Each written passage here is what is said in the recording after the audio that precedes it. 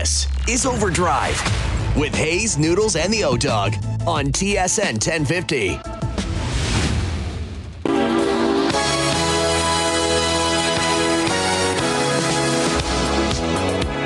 Hour 2 OverDrive continues, brought to you by FanDuel, bringing you everything from the opening line to the final score. Bryan Hayes, the O-Dog, Jeff O'Neill, Jamie Noodles McLennan, Marcellus Wiley later in the hour on a Monday nighter last night.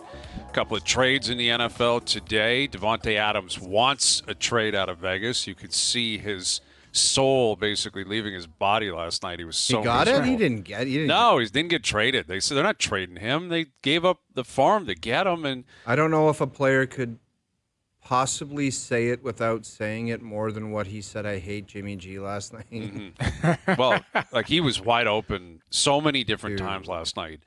Like for touchdowns.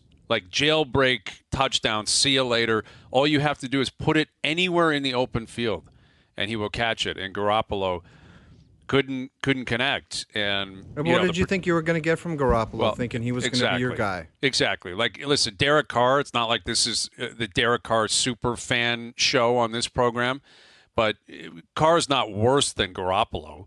You know, like you thinking Carr leaving and Garoppolo coming in is going to improve your team? No chance. Well, if I'm the owner, that's the question I'll be marching right into the GM's office and say, so we had to move away from Carr. Or I don't know how that relationship ended. Carr... It got ugly. Remember they sat him at the end and it was... Okay, well, it's like, how do you move away from Carr and Jimmy G's your upgrade? Like exactly. It's insane. Yeah, it's apples for apples. You know, like Jimmy G, the protection was poor last night, to be fair. He's hurt all the time, but he doesn't make big throws. He can't win something on his own. And he had Adams wide open on go routes multiple times last night and wasn't even within 10 feet of him. Now, Adams had a bad drop on 3rd and 5, 3rd and 6 from like their own 7 or 8 yard line. He's also had some performances earlier that weren't exactly impressive. Great. No, he's not. Listen, they you look at the stats, they actually are trying to target him over the course of the season. His reception rate is not overly high, but he's not happy. And that's what happens when you get to play with Aaron Rodgers your whole career and then you leave. That's what you're getting, man. Like, watch what you wish for. When you're in a good spot, winning ball games with a great quarterback, you leave, it is going to drop off. Well, he could have stayed in Green Bay and he'd have Jordan Love throwing him balls right now. Which would not be any better, admittedly. But it's still, what I'm saying is Rodgers and the Packers were a good thing for him, and it didn't work out. So Marcellus on that more still to come later in the hour. Mike Johnson will join us here in a moment. Johnny calling a game on TSN 4 tonight. Leafs Kings, and the Leafs are coming off that road trip. Joseph Woll and net. We spent a good portion of the last hour talking about William Nylander and him having a chance to set a team record tonight with a point in his 9th straight game to start the season, which I don't know what the FanDuel odds are on him recording a point tonight, but it wouldn't shock me, right? Even if it's a secondary assist on a power play, Willie's pretty good value at putting up numbers right now. Yeah, I don't think it's a stretch for him to get a point tonight. It's exactly. not. Like I don't think this would be at the forefront of their mentality. Like I'm curious how a stat like this would affect, an empty net, King's empty net late in the game. He doesn't have points. Are they feeding William Nylander? Is Keefe playing him for 2.5 minutes to set a new record like this? I don't think so. Well, why wouldn't they? They did it for everybody else. Like Mitch had some opportunities when he was trying to hit 100 points. Well, he had the points per game streak or the games in a row streak last year. They had empty nets, and they were throwing them out there and letting them stay out. Just do what you can within reason. If the guy's dead tired, you're not going to have him out there keeping a lead, but give him a chance. Yeah, that's a good point. Mitch was doing the same thing, chasing a team record. And remember, he had those overtime or not overtime, empty net chances, and he missed a couple, and then he got them.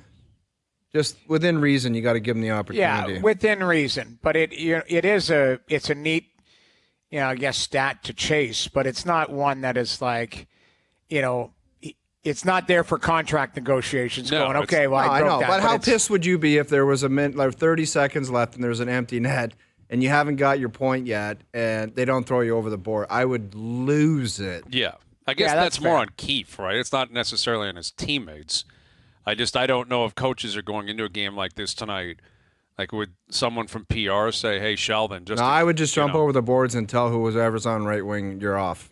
That honestly, right. You got to do it. Yeah. Here's Mike Johnson, our TSN hockey analyst, joining us here on the Maple Toyota Hotline. We were talking about how William Nylander can establish a new team record for the point tonight. That'll be 9 straight games to start the season. No Maple Leaf has ever done that. Is that something the boys would know about? Would Sheldon Keefe be privy to it? And if so, empty net late in the game, does Willie play like a minute and a half straight or what? Yes. Like, I think everyone should put a greater focus on it than William Nylander. You know what I mean? Like, he shouldn't change his game. He shouldn't be out there angling for more ice. If you know that if it's a 2-goal lead, like if it's a 1-goal lead, then no, he just plays it normally. But if they have a 2-goal lead, like, he should play the last 3 minutes of the game with an empty net. Absolutely. And if you have the puck on a breakaway, you stop and you try to find him to make sure that he gets in on the goal. Like, it's something that Keefe would know about, the teammates would know about. It's a pretty cool thing to do. So it's like what was Mitch Marner on, like a 22-gamer last year or something? Yep. And you're aware of it. How could you not be? So little things like that over the course of a season, not to the point where it gets away from what you're trying to do, which is win. But if you're just helping guys along, have neat achievements along the way, like, I think it's all very healthy. Yeah. No, exactly. Like, it's good vibes. It's amazing how, the reaction to those, though, based on where you are in the standings, where the Leafs are 5-2-1, everything's all good. It's like, yeah, let's have fun. The Leafs posted a cool video of Ryan Reeves trying to scare teammates walking into the rink today, which I'm sure they shot yesterday, where if that's like someone in San Jose doing it, you're like, it just doesn't land, man. You guys haven't Everyone won in yet. San Jose is walking in with a baseball bat ready to hit something. So right. Exactly. They want to be scared and leave, right? I'll just run away completely from this team. Or if in Calgary, Jonathan Huberdeau is jumping out from behind a wall with a mask on. Oh, no. Can you imagine that? It might be what they need, though. Like, those guys, you watch those teams, they're so wound tight. I think San Jose, I've only watched one of their games. Probably should dig into them more. But, they haven't been great. Don't worry about it. But they may be the worst team ever. But when I look at it, like, there are teams, and I don't know how you guys feel, like when you're wound too tight, you're focused on everything that's going wrong. Sometimes you do need, for lack of better words, the slump bust or something where people are like, okay, let's do the exact opposite of what we've been doing because it's not working. Well, like you can't go out for a bunch of beers, Noodles, because everyone takes a picture and it's like, look at these losers. They're getting crushed at a pub. I understand that, but you're right. Like, maybe it is Jonathan Huberdeau that shows up in a ridiculous costume at practice because something's got to change. Like, it just hasn't been, it hasn't been the start they've envisioned. You're right. And Ryan Reeves, of course. Like, all I think about when I think of Ryan Reeves, and I shouldn't think of this, do you remember when he scared Phil Kessel with the mask going into in Pittsburgh, I think, right? It's one of the greatest videos. Like, I still have watched that. I've watched that 100 times.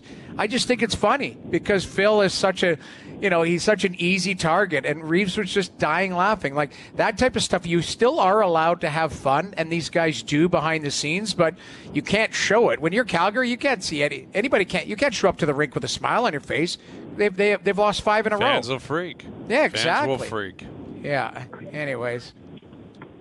Yeah. Listen, I mean, it's the guy who, can you imagine if Huberdeau did it? Like, all the jokes were like, first time he's tried to intimidate someone in 2 years here. Like, like that kind of noise. But when you're going relatively well and Toronto's going relatively well, then I guess you can be a little bit more open about the fact that, guys are human and they're not cyborgs that sit there and go home and watch hockey tape all night and then come back to the rink and, have their shake and guys want to have a little fun, have a laugh along the way. And the best, like teams that are successful obviously have a lot more fun, but kind of have that dynamic of in their room where it's not so serious because it's hard and it's hard on everyone. Like as frustrated as the fans in Calgary, let's say, might be, trust me, like there's nobody that is more frustrated as a fan than the players are with themselves.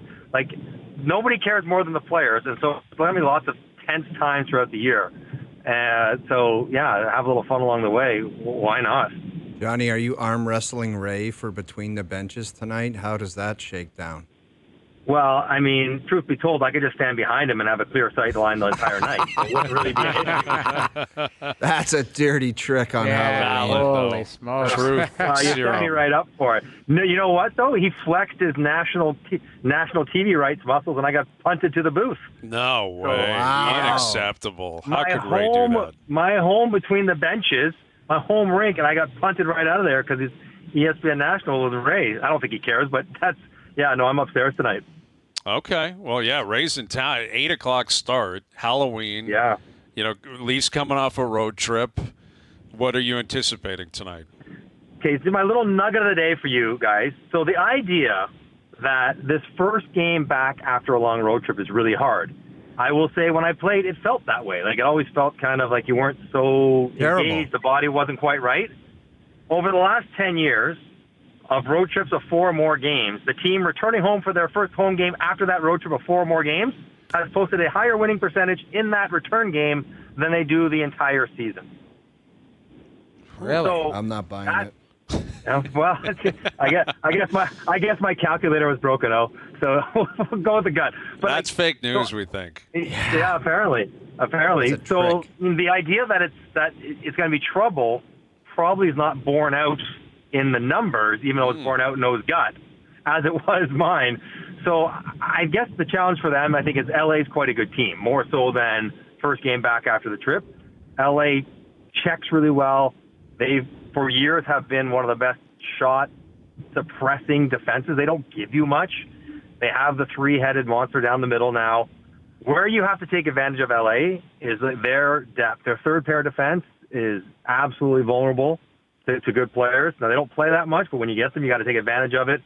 And the top 2 lines, Danault and Kopitar, give you nothing. The bottom 2 lines in Dubois and Lizotte give you lots. Like, you have to take advantage when LA's depth players are out there because the top end line roster doesn't give you very much. And Cam Talbot, who I have a whole bunch of questions about long-term, has been good to start the season. Phoenix Copley has been not good. But Cam Talbot, who's going tonight, has been more than adequate in net. So it's going to be a tough game. I can't imagine a lot of open ice out there for Toronto just because LA checks so well. Well, and Pierre-Luc Dubois has got a history against the Leafs, right, from the Columbus series, the 5-game COVID. So really, COVID created it more than anything because then he went to Winnipeg and was a part of the Canadian division where they played Winnipeg 9 times or 10 times or whatever.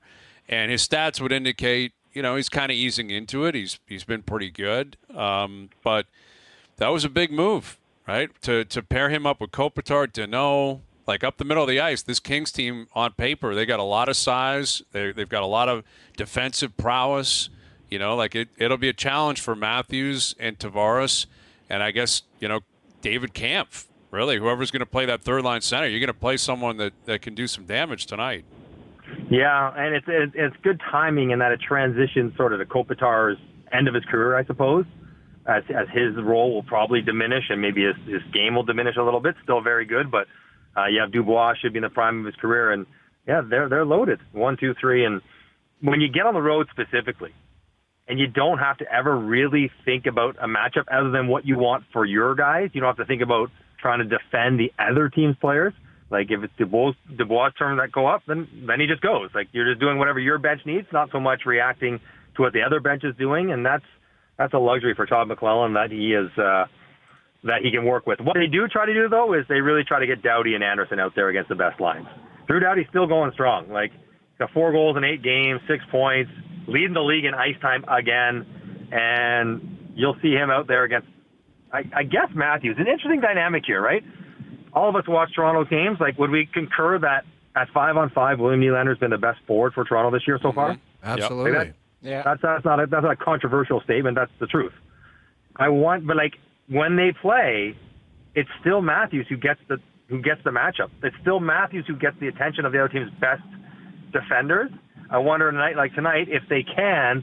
Would LA choose Doughty to go up against Matthews or Nylander, given the way Willie's playing? Johnny, how would you assess Matthews and Marner other than the if you take away the 2 hat-trick games? Where are you at with those guys?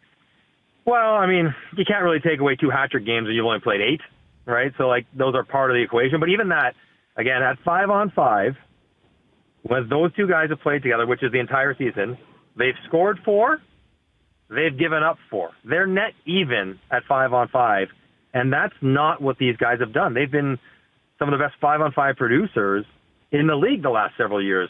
And they've only scored 4 in 8 games at 5-on-5. It's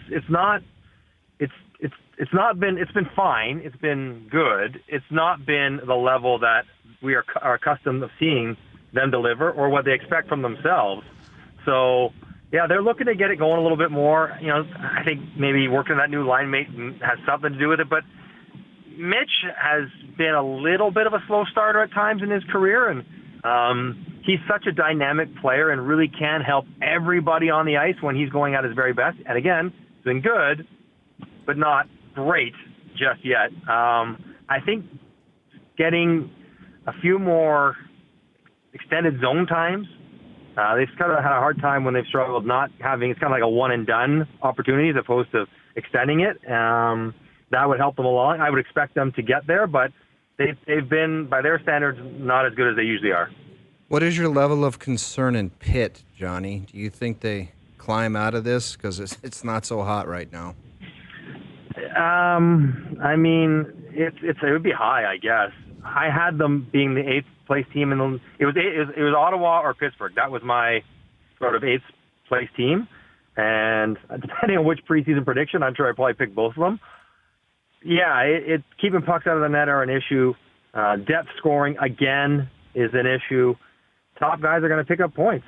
And I still, like I wasn't in the summer, I'm not sold on Letang and Carlson individually are brilliant.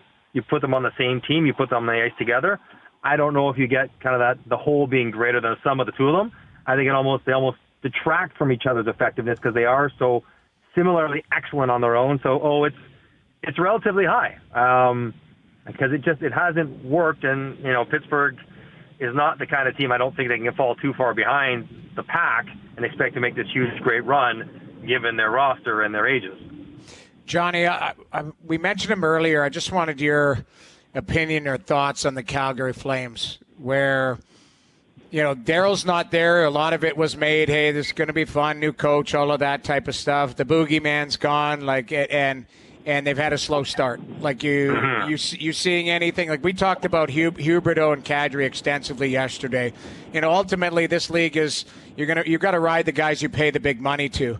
What are you seeing in a guy like Huberdeau? I haven't even know if you've dove into his numbers, but he was very quiet in that outdoor game where, it's a big platform and, they needed him. And to me, there are no numbers, Jamie. There is nothing to dive into unless Johnny uncovered something from a rock. Yeah, which is generally where I look. So, I haven't dug into them too much, but I guess the concern is somebody was saying like those two, $18 million they're paying for like essentially third line players, which you're not going to be successful. Just you can't do it. Give me the Mike Singletary. Can't win with them. Can't win not those guys, but you can't have that much money eating up players who aren't productive.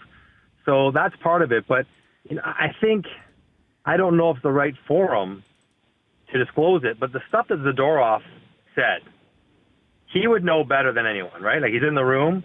And when he talks about guys sort of playing for themselves more so than for the team success, he alluded to the fact that you don't like a hard coach, so you get an easy coach, and now you can't play for the easy coach. Like what do you need? Like at some point it's got to be you. Like that sort of sentiment, it's kind of is what feels like it's creeping into that team. And what makes it more interesting, Noodles, is that Lindholm, Hanifin, Tanev, and Zadorov, I guess I'll lump in, all pending UFAs, all guys that I think Calgary wanted to resign, and we're thinking Calgary needs to show us how good we're going to be before we commit.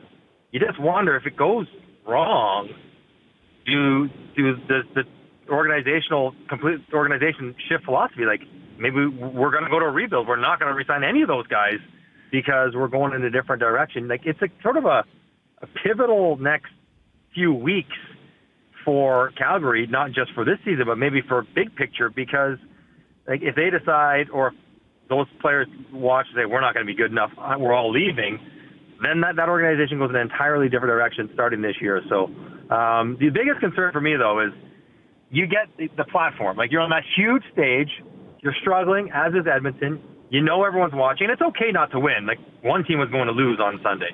But to play so flat for the first 30 minutes of that game, to not really offer up much, that's the concern. Like, given all that's at stake, all the attention, all the conversation, and, like, that's how the group responded, that would be concerning.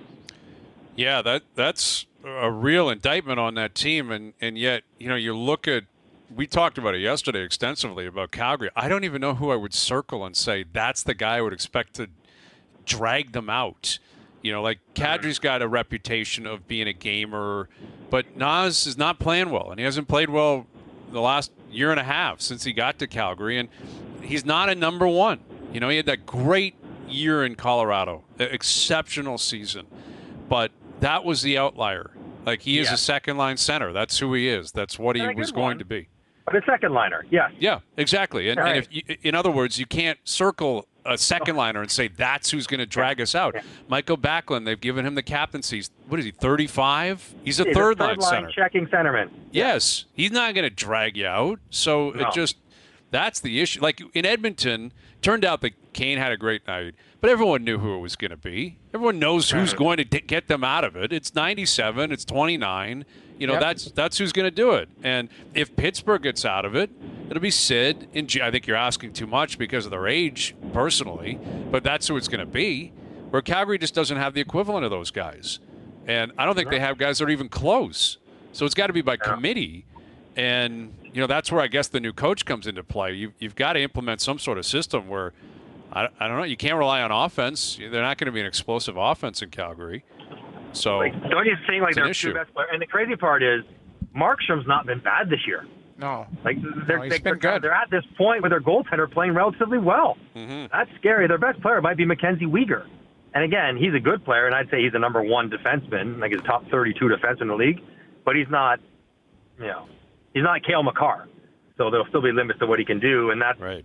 You're going to look to the collective, but that's dangerous when the collective is struggling. And I don't know. They just called up that Connor Zary kid. They got Coronado. They're kind of trying to turn it over a little bit, a little more skill, a little more speed. But you're committed to the group, the guys you have there, and they got a whole bunch of good players. But up front, are there any great players? I don't. Huberdeau has been great, but he currently is not in Calgary. He's been great, so that's an issue.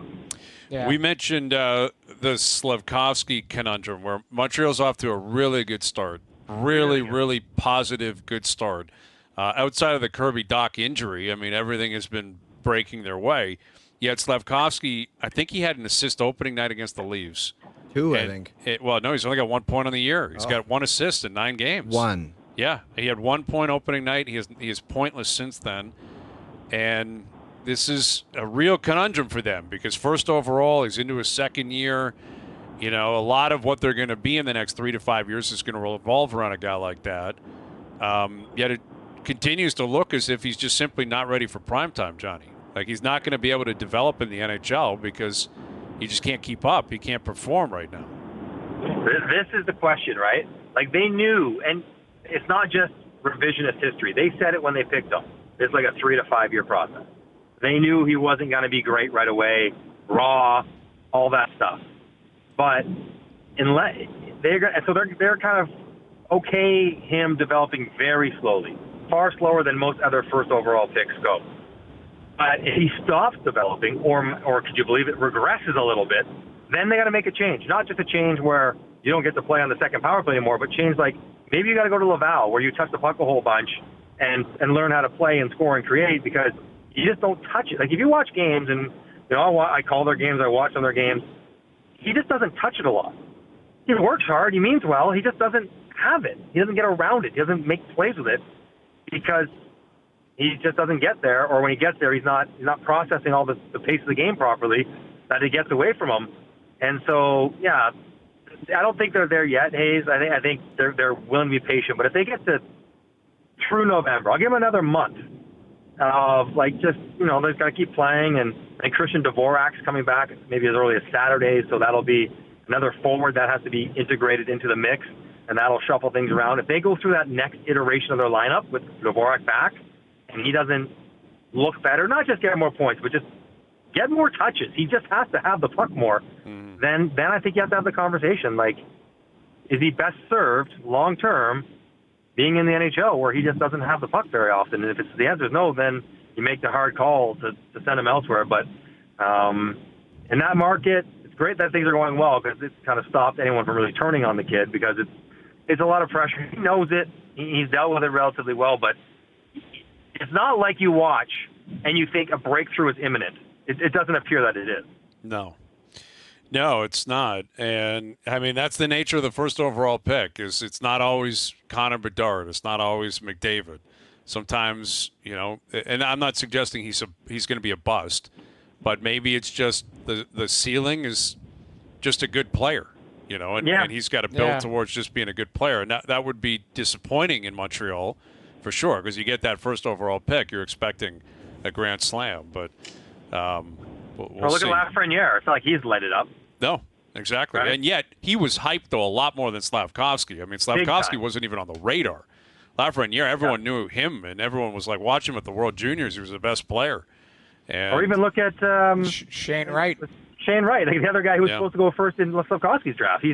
I guess he's playing, in Coachella? Is he back in the – I don't even know where he's at right now. He's in the American Hockey League. In the Valley, yeah. So maybe it's the draft. Maybe it was just one of those drafts where they didn't have an instant impact kind of guy available. Right. That happens. That can happen for sure. All right, Johnny. Bargnani. Enjoy the game tonight. Bargnani. Yep. Right. Bargnani, yes, we don't need to go back down that road. That one's no. done. That one's done. Just remember, Hayes, 8 o'clock start. A little late for Halloween for us tonight, so be late night for us up till 11 o'clock. Good luck with that. You guys stay up. Say hi to everyone down there for us, and we'll do it again later in the week. All right, boys. Mike Johnson, our TSN hockey analyst, joining us here on the Maple Toyota Hotline. Build your next dream Toyota at Maple Toyota and check out Maple Toyota's pre-owned inventory.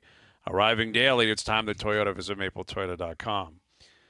Yeah, you bottom out, and everything breaks your way. You get that first overall pick. It's just you got to be in the right place at the right time. And Chicago did it. They got Bedard last night. He scored a goal. They lost 8-1. Perfect.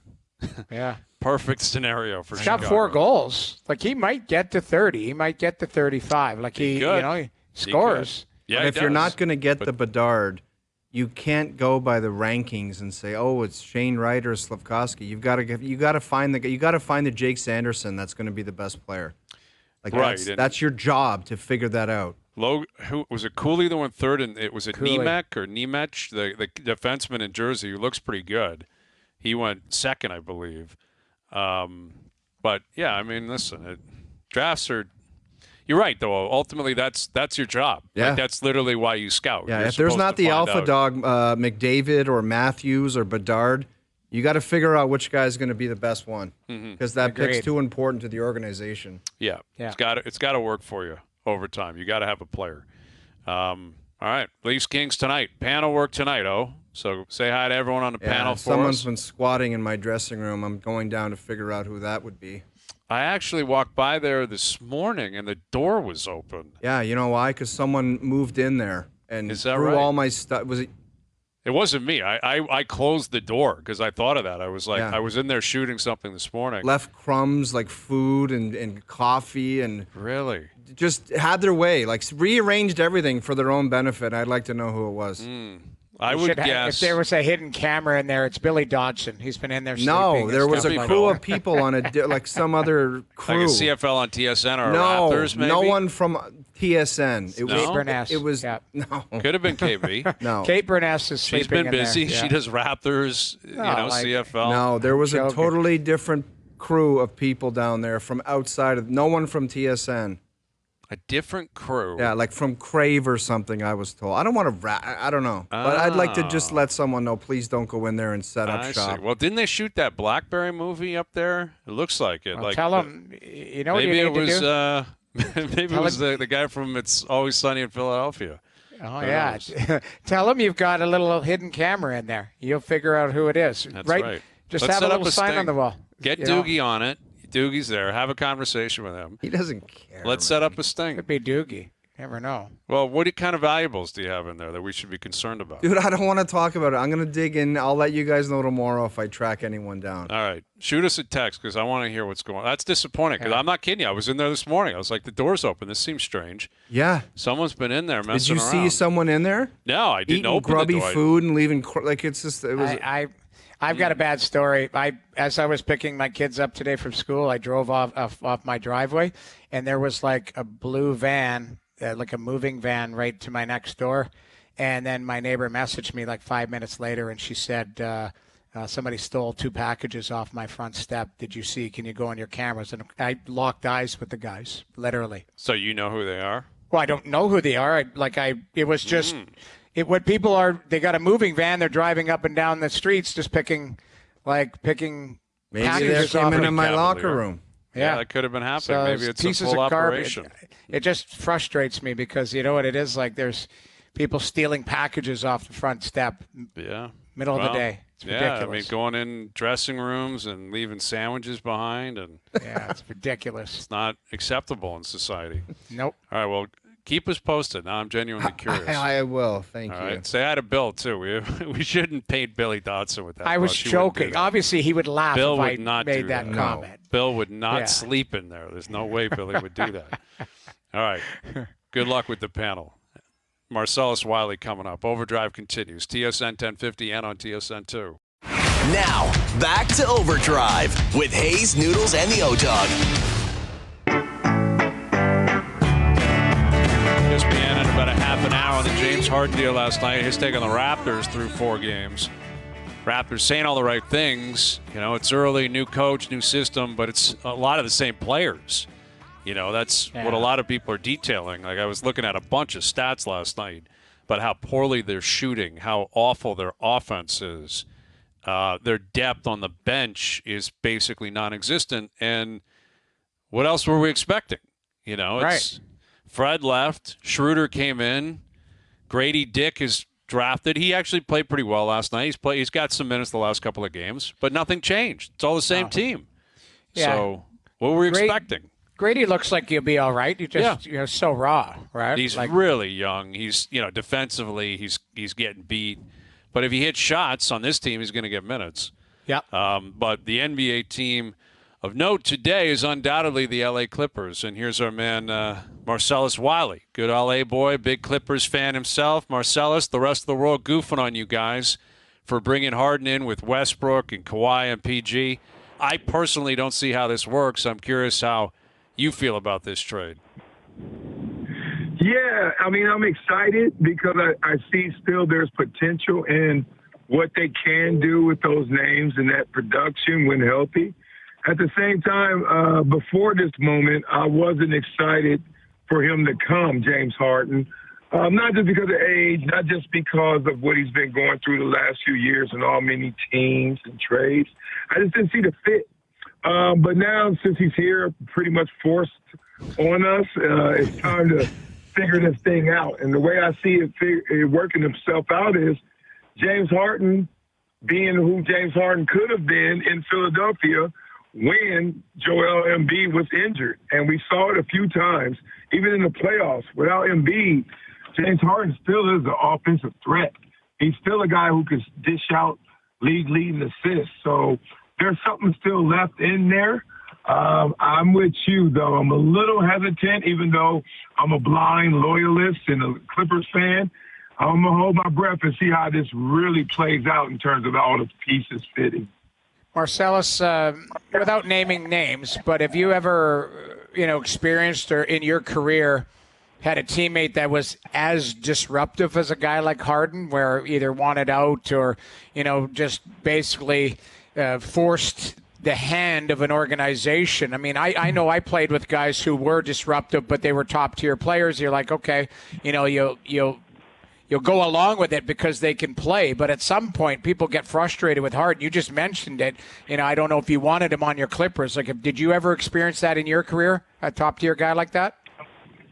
Yeah, not on my team, but one of my friends, Keyshawn Johnson, he went through some of that experience. The Tampa Bay situation going and coming was a lot leaving the Jets to go to Tampa, and then how he left Tampa to continue with the Dallas, et cetera. There's a lot. But I wasn't there personally. I just saw it from afar. But no, it's so hard to make it to these leagues. It's a rare breed that gets there and then is not so appreciative of it or demands terms, dictates terms. It's pretty difficult to do. James Harden's been able to do that, but to what avail? Like, he hasn't won a championship from it. He didn't even get all the money he deserved. Usually you do it for either a championship or all the money.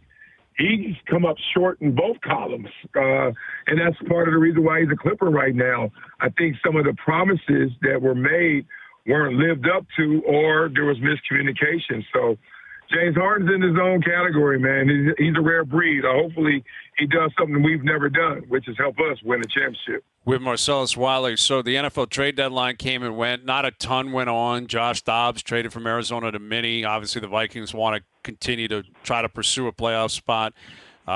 You saw, a couple of moves here or there, but I would say Washington probably made the biggest splash. They traded Montez Sweat, a pass-rushing defensive end, to Chicago for a second-round pick. And then like an hour later, they chased Chase Young out of town. They sent Chase Young to San Francisco for a third-round pick, which I believe is a compensatory pick. It'll be like 85th or something like that. And what a lot of people in the NFL world were looking at immediately was, why do the Bears give up a high-end second-round pick for Sweat when the Niners give away like a mid-range late third for Young?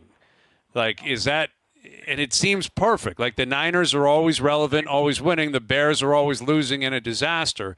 Like, is that a fair assessment of those two trades and those two organizations? Yeah, I mean, look, they live up to what you expect. And, you get what you expect a lot of times from the Bears, who were just out here in L.A. playing the Chargers and taking the L, getting beat down.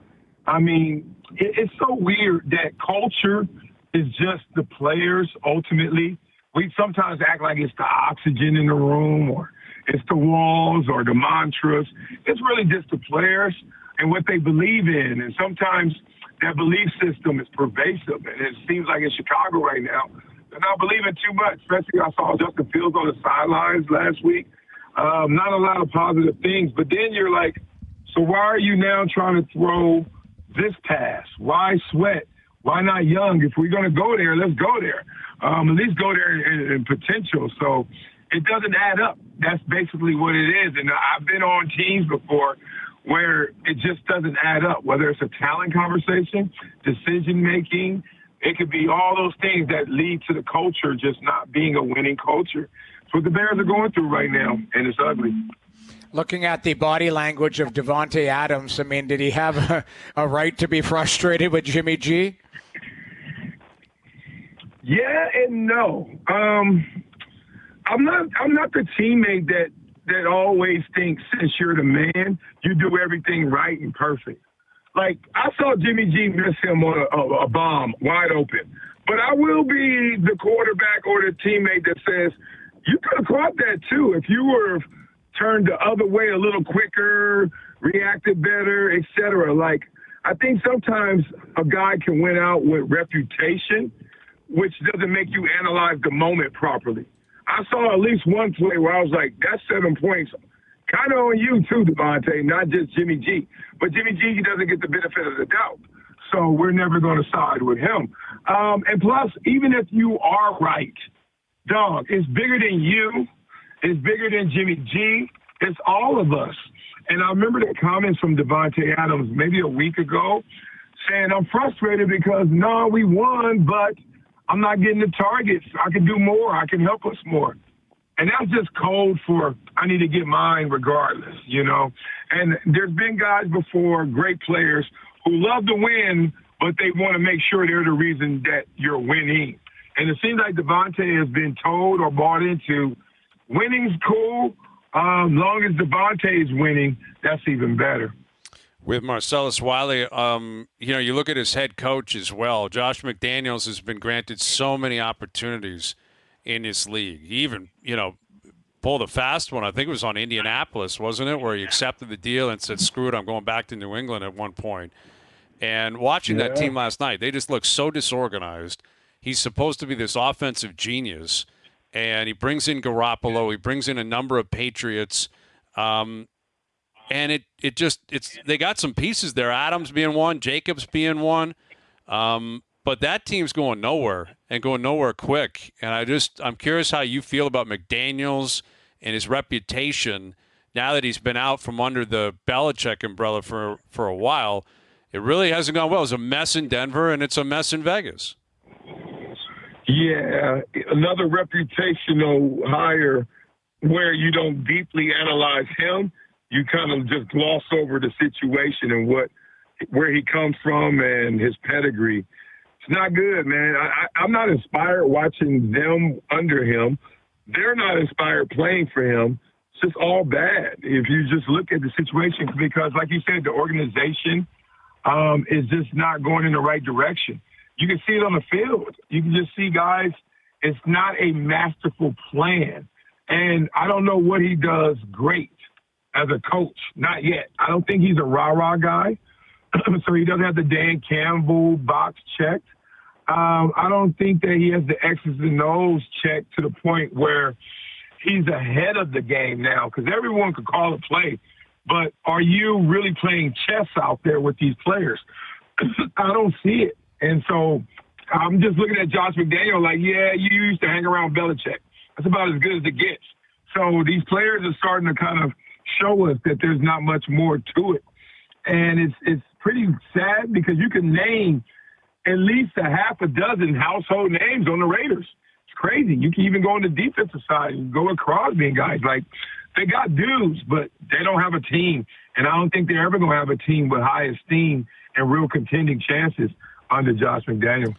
Always great catching up with you, Marcellus. Happy Halloween. Enjoy James Harden, man. We'll do it again soon. Yeah, hopefully he comes in costume like him 10 years ago. Let's see it. That's right. There's Marcellus Wiley. That'd be a good bit, actually. Like, which veteran player would you like to acquire on Halloween that would show up to your team dressed and playing like he used to 10 years ago? Because there's a number of guys in pro sports, right, that are still kicking, and you're like, man, that guy 10 years ago, that could work. James Harden would be one. Yeah, I got one for you. Mm-hmm. And I love the guy, and he's still playing high-quality hockey and scored in Nashville the other night, Gio. Yeah. Gio won the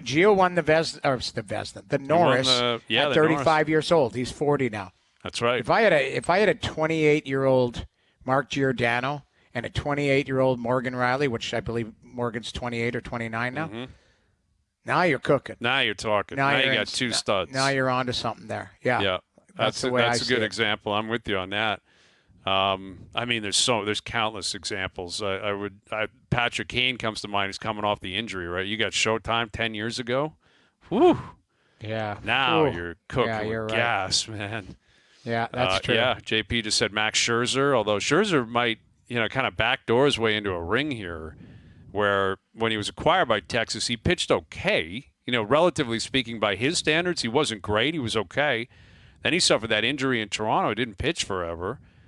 And now, he got lit up, I believe, in the championship series. Came out of the game last night after 3 innings. But Rangers up 2-1. Scherzer might still get to do the happy dance and pick up a ring when all is said and done. Game 4 of the World Series tonight. We'll get to that with Ryan Dempster in about 45 minutes. Raptors coming off a loss last night. We'll continue to touch on it. Leafs-Kings tonight. We'll keep teeing that up. Overdrive continues. TSN 1050 and on the TSN app. Now, back to Overdrive with Hayes, Noodles, and the O-Dog. Very superstitious. All right, TSN 1050's Leafs lineup is your chance to win Leaf tickets every week, all season long. Every weekday, we'll announce a current or former Maple Leaf player. On Fridays, you'll have a chance to call in and name the Leafs lineup of the week.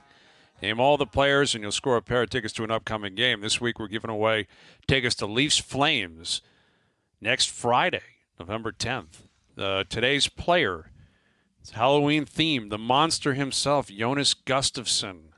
Whoa. Jonas Gustafsson, who was coming over to save the Leafs and save the Brian Burke era, and it didn't happen. Didn't work that way. No. But there it is. Jonas Gustafsson is your Maple Leaf of the day. All right. He had some problem. He had health problems. Didn't he have a heart surgery or something? Yeah, he did. It was bad. You're right. Something did happen medically, and he came over, and he was okay. Like, they weren't a very good team. I mean, it was a scenario where they were trying to find goalies. They were trying to find help wherever they could. He came over. There was a lot of teams knocking on his door. The Leafs ended up winning that. And he hopped around. He was in Edmonton, I think, for a bit, and, just didn't work out. But he went to Detroit as well. Mm-hmm. But he was like, what was his nickname? The Monster? The Monster. He was a big guy. Remember, he was like 6'5", 6'6", but didn't work out for the Monster here in Toronto. But it's all good. Now you got Ilya Samsonov, Joseph Woll, and Joseph Woll going tonight. And it's a big one with LA in town up against Cam Talbot, who Leaf fans are familiar. Good Hamilton guy, right? Yeah. Cam's a Hamilton guy. Ancaster, I think, to be exact, because I have family out there, so I got to be very specific. They're very, very specific with that, right, Noodles? Yeah. It's like St. Local Albert. guy. No, you're right. St. Albert compared to Edmonton. Like, people get chippy if you just say very GTA. Chippy. I used to say Nazem Kadri was from, like, GTA. People are like, he's not. He's from London or wherever he's from. Like, I can't remember. London is a little bit further down the road. But, I hear what you're saying. Like, if you're – I don't know what the borders are. I've lived here my whole life. I don't know what the borders are of the greater Toronto area. I really don't because I don't know if Hamilton's included. I think it should be. But people in Hamilton would probably attest to that, or would probably fight back on that and say, no, we're not a part of that area. We have our own area out here. Well, the Tat Man. The Tat Man would push back on that. The Tat Man would push back. But is Burlington then GTA? Like, is that the line? And that's west. What about the other way? I think Oshawa is certainly a part, but what if you get to Bowmanville? Mark Mullen, our guy. Is Mullen a part of the GTA? He might fight back on that. Mullen doesn't want to be a part of the GTA. Yeah, I don't think he does. Stouffville. Is Stouffville? I think Stouffville is. Yeah, I think it would classify. I don't know. That's where our boy Weiser lives, isn't it? Weiser was a Markham guy. I don't know if he's up in Stouffville now, but he definitely grew up in Markham, I believe. Maybe Stouffville. Yeah, they border each other. All right, final hour coming up. We got Bobby Marks on the Harden deal and what's up with the Raptors through 4 games. Game 4 of the World Series, Leafs Kings tonight. Our best bets brought to you by FanDuel. All still to come. OverDrive continues. TSN 1050 and on TSN 2.